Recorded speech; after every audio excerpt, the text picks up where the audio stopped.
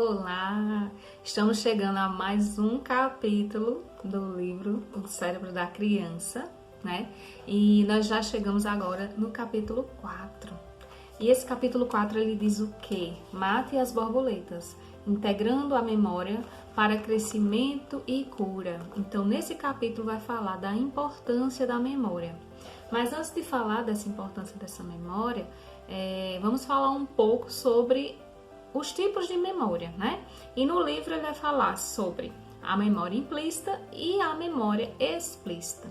Mas aí, o que é a memória implícita? A memória implícita é aquela capacidade que a gente tem de recordar de um aprendizado sem ficar pensando no passo a passo. Então, exemplo, se quando eu aprendo a dirigir, né?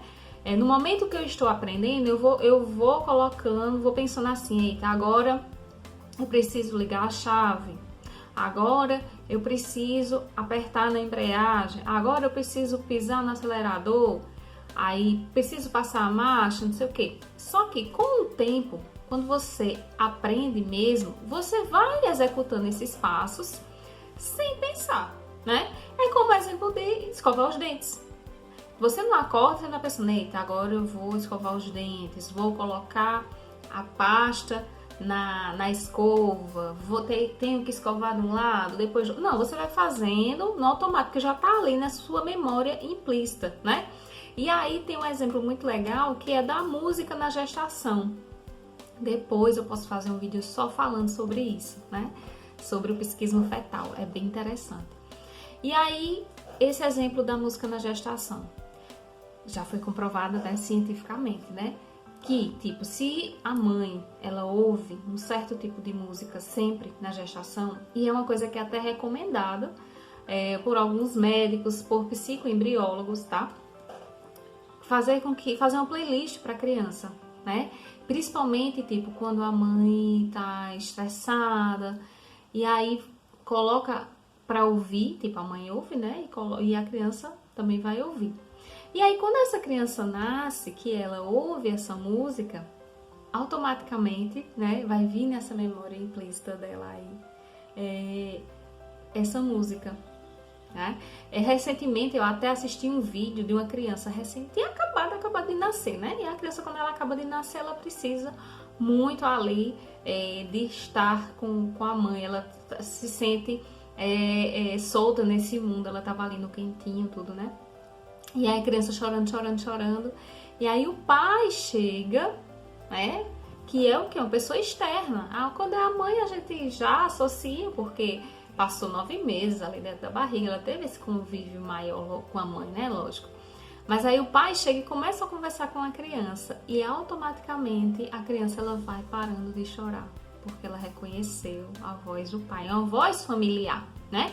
E isso vai acontecer também com a música. Isso é a memória implícita, tá lá, né? E ela vai surgir sem precisar, tipo, de muito esforço. E a memória explícita é quando a gente se recorda conscientemente, né? A memória implícita a gente tem uma recordação inconsciente, tá? E a explícita é quando a recordação consciente, eu quero me recordar de algo. E aí é fundamental conhecer essa relação da memória implícita, principalmente quando vai se tratar dos medos, das frustrações. Por quê? Porque é nessa memória que vão ser transformadas as expectativas, né? E a forma de como funciona, quer dizer, essa memória vai funcionar como base, né, nas experiências prévias. E aí as crianças até os 18 meses, elas vão codificar mais essa memória implícita. Porque essa memória é que vai criar a preparação. Então, como assim? Um exemplo. Quando a criança ela é criticada o tempo todo, ela vai criar um padrão mental de que ela não gosta dela mesma. Ou que ela não gosta de tal coisa, né? Ou que ela não é boa o suficiente. Por quê? Porque ela está recebendo essas críticas. Então, um exemplo que eu até gosto de dar muito é assim, a criança...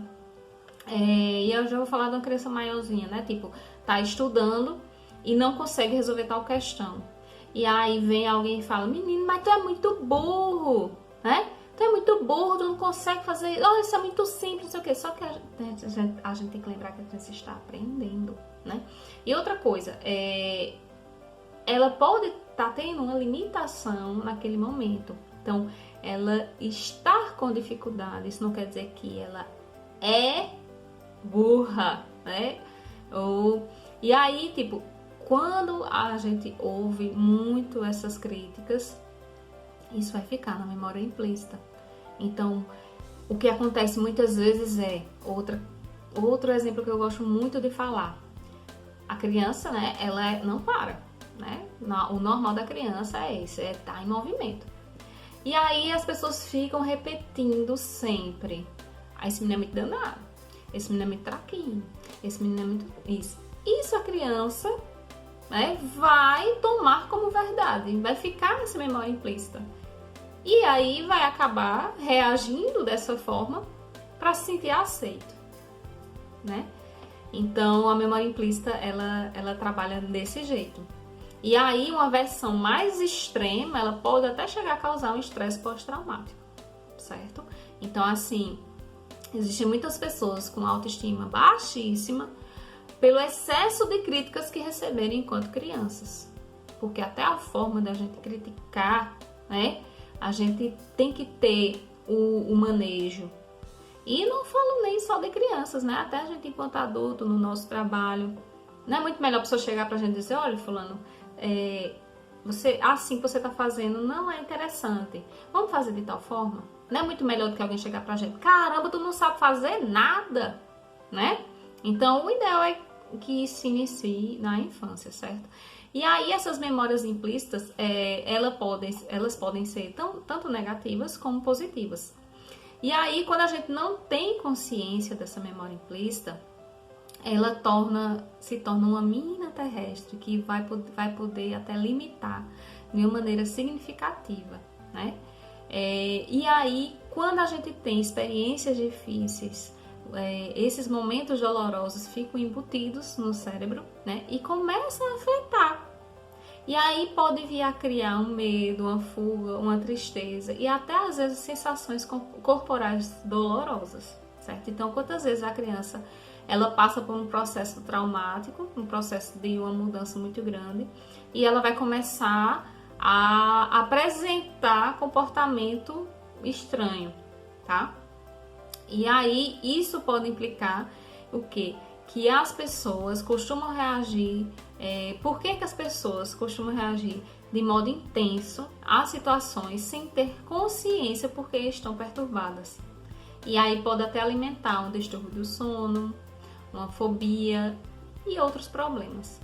E aí vou trazer mais duas estratégias que o livro fala, que é reproduzir lembranças, né, certo? Então, assim, a maneira que é mais efetiva de se promover essa interação é contar histórias. Às vezes a criança ela não está pronta para contar a história tipo do começo ao fim, tá? Por aí tá porque sentindo efeitos de uma experiência dolorosa. Então é importante, falei em um dos capítulos, né? A importância de trazer a criança a falar sobre o assunto, né? Porque o contrário do que falam, muitas vezes as pessoas pensam que não falar do assunto vai ser melhor, mas é o contrário. Só que aí vão ter alguns momentos que a criança ela não vai se sentir preparada para contar a história toda, né? De uma vez, porque ela ainda está sentindo essa dor muito grande. E aí a gente pode utilizar uma técnica do controle remoto. Porque lembre-se, com criança tudo precisa ser lúdico. E aí essa técnica do controle remoto então vamos fazer o seguinte: você tem o controle remoto da sua história. E aí você pode pausar na hora que você não estiver se sentindo confortável. E aí a criança vai contando a história e quando ela não se sentir bem, ela deixa ela à vontade para ela pausar. E aí, aos poucos, devagarzinho, com jeito, com manejo, vai estimulando a criança a contar a história quando ela estiver se sentindo mais confortável, tá? A outra estratégia também é usar a recordação como parte da vida. Por quê? Porque quanto mais a gente exercita a memória, mais ela vai se tornar forte. tá? E aí, quando a gente faz essa criança se lembrar dos fatos, a gente vai melhorando a capacidade delas realizarem essa integração da memória. E aí, a sugestão que os autores dão é o quê? Lembrar de lembrar.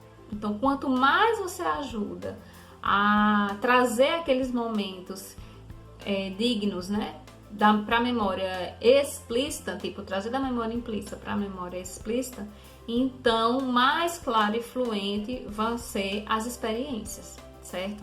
Então, é isso que esse capítulo ele quis trazer, falar um pouquinho sobre as memórias, certo?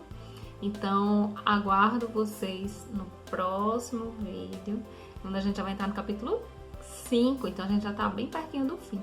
E aí eu me lembrei que eu fiquei devendo a vocês o nome do documentário da Netflix, né? É Bebês em Foco. Muito legal esse documentário, tá certo? Então, um abração e até a próxima semana.